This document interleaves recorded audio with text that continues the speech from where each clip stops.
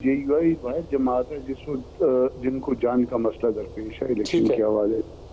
उनके कई दर्जन अफराद जो है वो मारे जा चुके हैं और कई उससे भी बहुत ज्यादा जो है तादाद में जख्मी हुए हैं। सेकंड टियर जो है वो डायरेक्ट थ्रेट में रही भी है, जख्मी भी हुई है, अब फर्स्ट टियर भी आ गई है इसमें।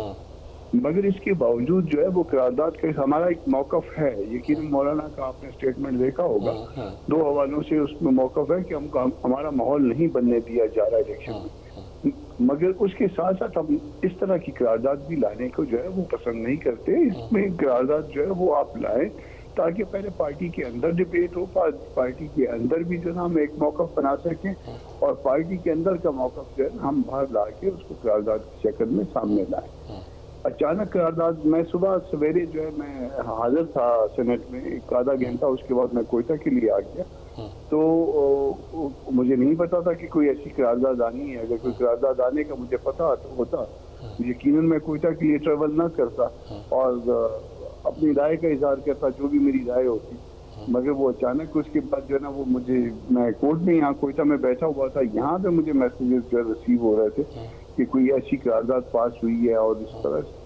तो अजीबो गरीब बात है, आपको उसमें भले एक दस्तूरी इदारा है, उसको अपनी राय देने का हक है। ये दस्तूर के तहत जो है ये अरकान अपनी राय दे सकते हैं और वो इज्तिमाई तौर पे जो भी राय हो वो गो कि उसका बाइंडिंग इफेक्ट नहीं होता, मगर कंसिडर यकीनन होती है हल्कों में बाज़ जगहों पे।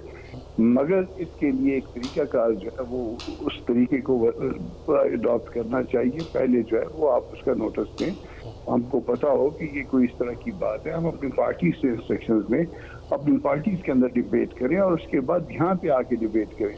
अचानक जो है वो एक फाइन मार्निंग जो है ना वो कोई चीज़ कागज आता है, एजेंडे का हिस्सा नहीं होता और उसके बाद जो है ना उसके ऊपर राय भी आ जाती है। यकीनन जो है ना उसके लिए प्लस माइनस भी कर लिया जाता होगा, देख लिया जाता होगा कि कितने लोग जो है इस तरफ राय रखने वाले बैठे हैं और कितने लोग उस तरफ राय रखने वाले बैठे।